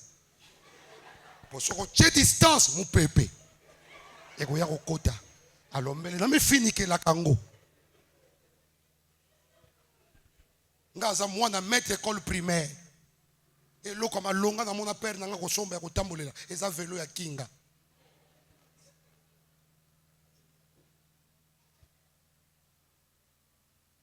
Donc so le na ko somba mituka. So na ko sa na bandako. So ki na ko sa fi mukie o nazali fi mukie moko boy. Na lobite na zamunda fi mukie kaka wana. Eza kanjamba. Kanza. Nzamba koza nini? Pona bata misima ya alliance mo. Yango ngai ndenge na telemi yawo. Na linga kamuta saka na père spirituel na ngate.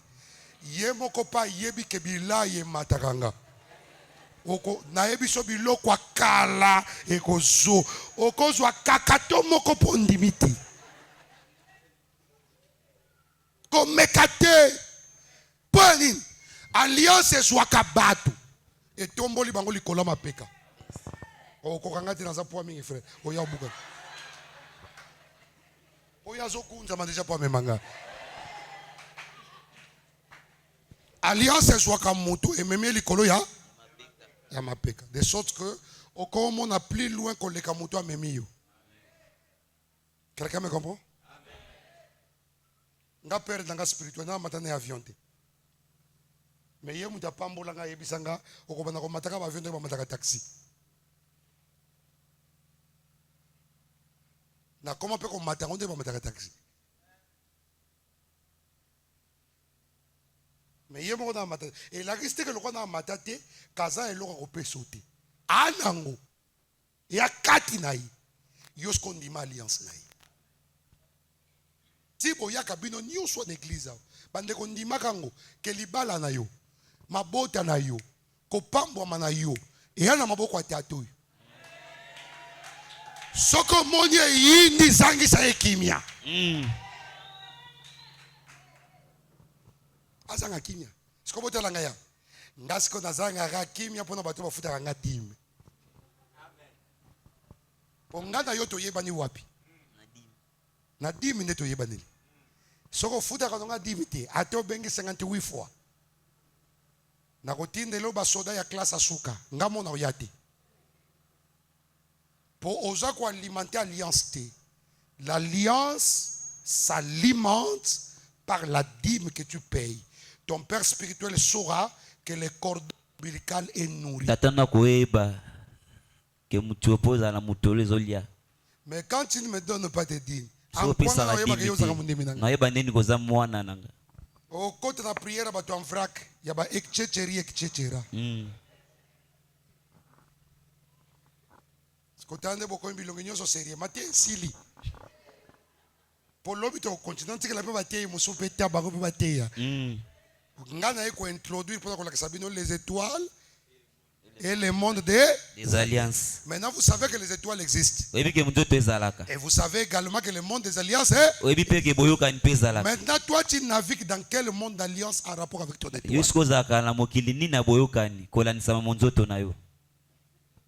Nangina sambela pona batu moko. Eza batu nyoso te. Mais mutu azoka mutema na telema. Pona sambela. Nde muna ko sambela naye. Telema likolo to bondela nzambe. Soko muni ko telema po sambela, yo na ko sambela naye. Toza ko telema. Batu ngona sambela na bango eza mutu alobi na telema. Na sambela. Oyebi ndenge na table na sina moni mwana mwasi moko église ngo pesa la kabo clôture popa ngeza kana ngo clôture boite yala ika clôture bo na tei na silisa a devia batu nyonso alekana bango to bakina sécurité awa telema atindika muta sécurité aya kanganga na makolo ayebi singa soki histoire ndenge changer le loté na kotikote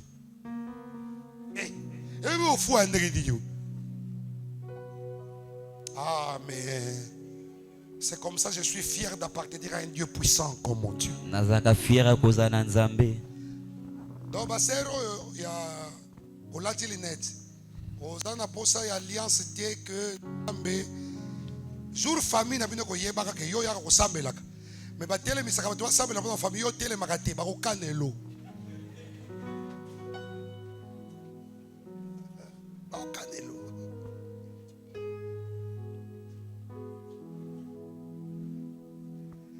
Nazo conduire on a deux sujets de prière. Tombola maboko no petali sangoli boso. Fongola ngo pena. Maboko zikolo fongoli. Otali sangoli boso. Talanga ya tomboli maboko na. Fongole lango bo et tombelo. Ganga makasi loba Seigneur Jésus. Seigneur Jésus.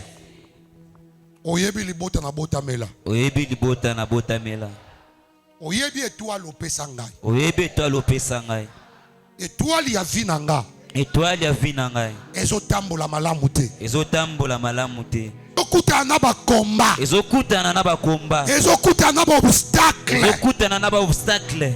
Mais lelo na comprendre. Mais lelo na comprendre. Problème nangeza problème alliance. Problème nangeza problème alliance. Eh Yahweh. Eh Yahweh. Soki na baby saki alliance. Soki na baby saki alliance. Yokelanga mawa. Yokelanga mawa. Soki motema na ngai. Na fongoli motema na ngai. Soki motema na ngai. Soki motema na ngai. Ezana no bien disposé te. Ezana no bien disposé te. Yokelanga mawa. Yokelanga mawa. À partir à pokwa lelo. À partir à pokwa lelo. Yahweh kita. Yahweh kita. Kita na bokonzi na yo. Kita na bokonzi na yo. Kita na bokonzi na yo. Kita na bokonzi na yo. Alliance mabe katana. Alliance mabe katana. Ndenge nazobeta maboko. Ndenge nazobeta maboko. Ebongwa na kake. Ebongwa na kake. Ebongwa na kake. Ebongwa na kake. Ebongwa na kake. Ebongwa na kake. Priez. Ozobeta maboko ozobondela Nzambe.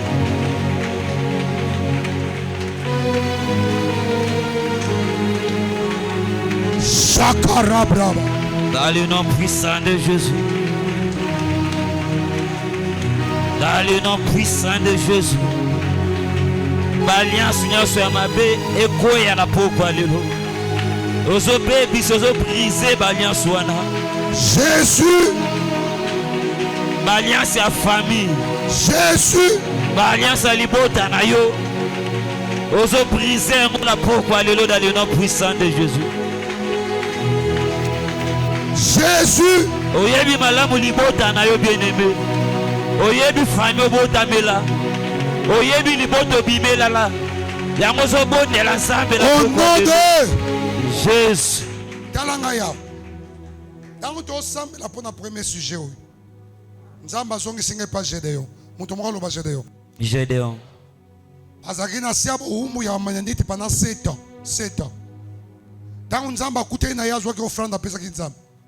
Offrande Gédéon ya pesa ki nzamba liboso. Yala ki valera ba $50 na mboko na biso actuel.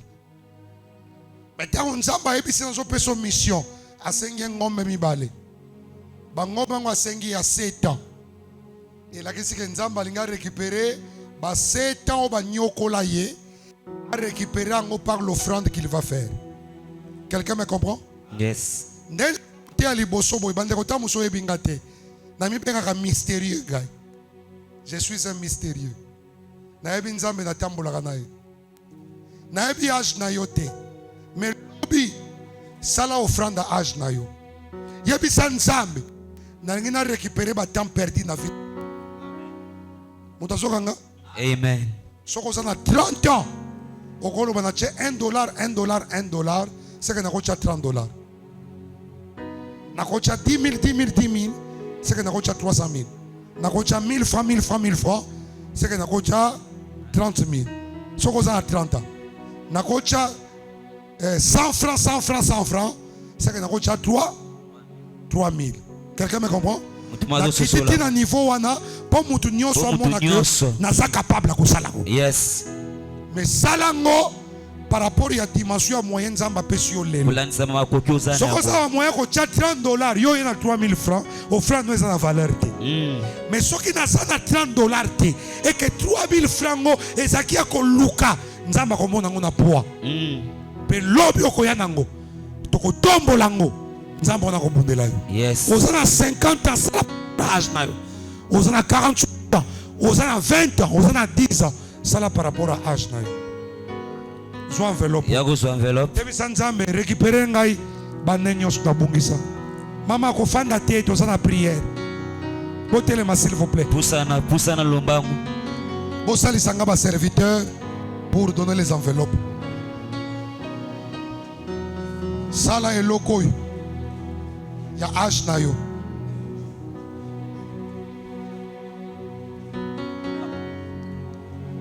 Maman, vous pouvez prendre un paquet d'enveloppes pour vous discuter. Maman, vous deux. On interprète dans Boka Boulamba. Pour la deuxième si j'ai prière.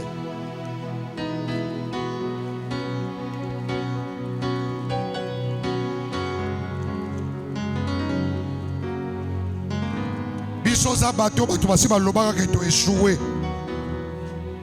Mais nzamba on a noté. Quand on est entré dans les principes de la foi, l'histoire a changé.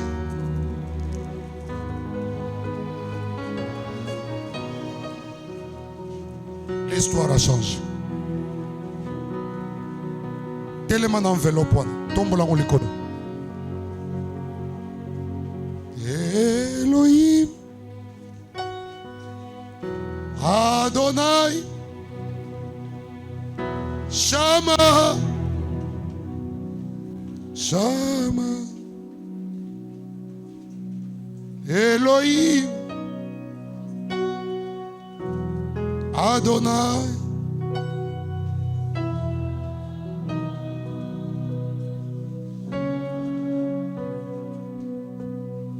Elohim, mon sauveur,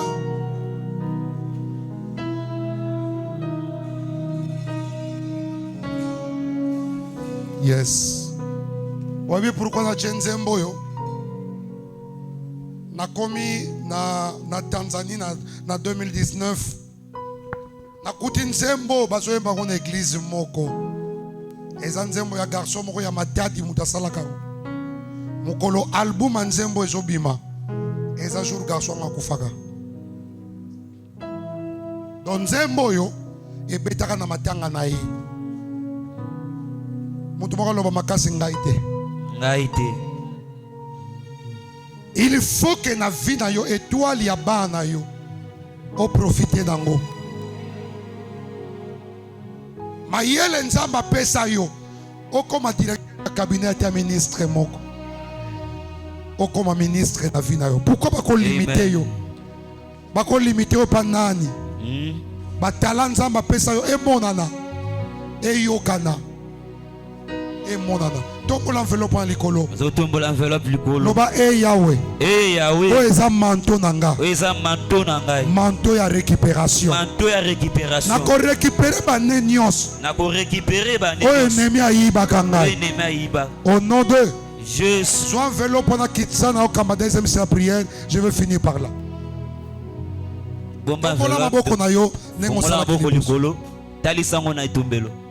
Atoza na mwana chai na lipeka. Zo mwana kanga na mukongo. Soko za na zemi et tout à ta voisin, eza problème te. Après on s'en excuse. Loban kolo Yesu. Kolo Yesu. Eloko esilisa ke étoile valeur. Eloko esilisa ke étoile valeur. Eza liwa. Eza liwa. Ngai Salomo Luzolo. Na longoli kombo na nga. Na longoli kombo na nga. Ya bato liwa. Na liste ya bato liwa. Na kokufa te. Kufa te. Na kovivre. Kovivre. Na kotatola mona mwanza. Na kotatola mona banda kopeta maboko. Banda maboko. Yebisa Nzambe je ne mourrai pas. Banda kotatola. Banda kodéclarer. Banda kotatola. Ozo Nzambe la kokufa te. Yebisa Nzambe la kokufa te. Yebisa Nzambe la kovivre. Pe na kotatola bolamu na yo.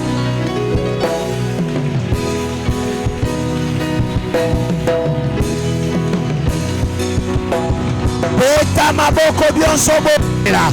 Beta maboko bien sobondela. Bien-aimé, osana campagne ya prière. Pondela Nzambe.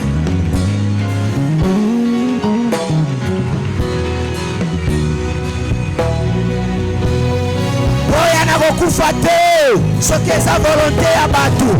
Na kokufa te. Soki eza réunion ya bato. Na kokufa te. Soki eza complot ya bato.